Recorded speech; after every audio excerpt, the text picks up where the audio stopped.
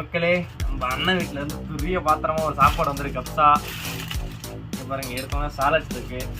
என்னடா பச்சை மிளகா இருக்குன்னு பார்க்காதீங்க, இங்கே பச்சை மிளகா சும்மா கடிச்சிட்டே சாப்பிடுவாங்க. வேறு என்ன இருக்குது? என்ன மிச்சா இது? ஆட்டு மண்டையை வர்றாடு. ஆட்டு மண்டையை பாருங்க. இன்னும் உள்ள மூளைலாம் இல்லை, நோண்டி எடுத்துறாங்க போல. ஆமாம் மக்களே, கொஞ்சம் ஆட்டு மண்டையை மட்டும், மூளை மட்டும் இல்லை மக்களே, ஒரு எலும்பு கூட மட்டும் தான் இருக்கு. உள்ள நோண்டி எடுத்துட்டாங்க. நான் மூளை தான் சாப்பிடலாம்னு நினைச்சேன். மூளை இதை பார்த்தா சாப்பிட சொன்னாரு.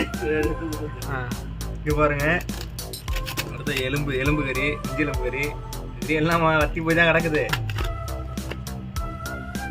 பீஸ் நல்லா பெருசு பெருசாக தாங்க இருக்கும். இங்க அப்படியே முழு ஆடா இருக்கும், அப்படியே பிச்சு போட்டுருப்பாங்க.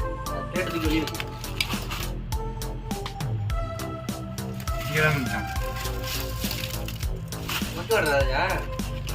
இங்க பாருங்க மக்களே, கப்ஸா ஜீரக சம்பா அரிசி கரண்ட் எடுத்தேன் மச்சான். கொடுங்களா, இங்க பாருங்க அரிசியை பாருங்க, ஜீரக சம்பா மாதிரி இருக்கு. சோறு தனியா இருக்கும், கறி தனியா இருக்கும். மண்டையை மட்டும் இன்னொரு வாட்டி காமிச்சிருக்கு மச்சான். இங்க பாருங்க மக்களே, இங்க பார்க்கும்போது பார்க்கும்போது சாப்பிட ஒரு மாதிரி இருக்கு எனக்கு. நான் இப்போ ஃபர்ஸ்ட் டைம் பார்க்குறேன் இதை. மச்சான் ஆசையாக இருந்தால் மூளை நோண்டி எடுக்கலான்ட்டு, ஆனால் எடுக்க முடியல. நான் கறி சாப்பிட மாட்டேன், பார்த்தா ஒரு மாதிரி இருக்கு. சாப்பாடு சாப்பிட்றேன், சாப்பாடுலாம் சூடாக இருக்கு. இன்னும் சாலட் இருக்கு கூட தொட்டிங்கன்னா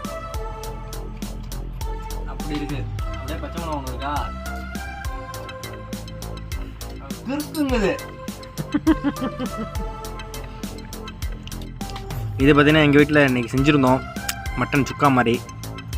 நாங்கள் ரூமில் செஞ்சுருந்தது, அது வேறு இருக்குது தொட்டுக்க. இதை பார்த்தாலே சாப்பிட தோணல.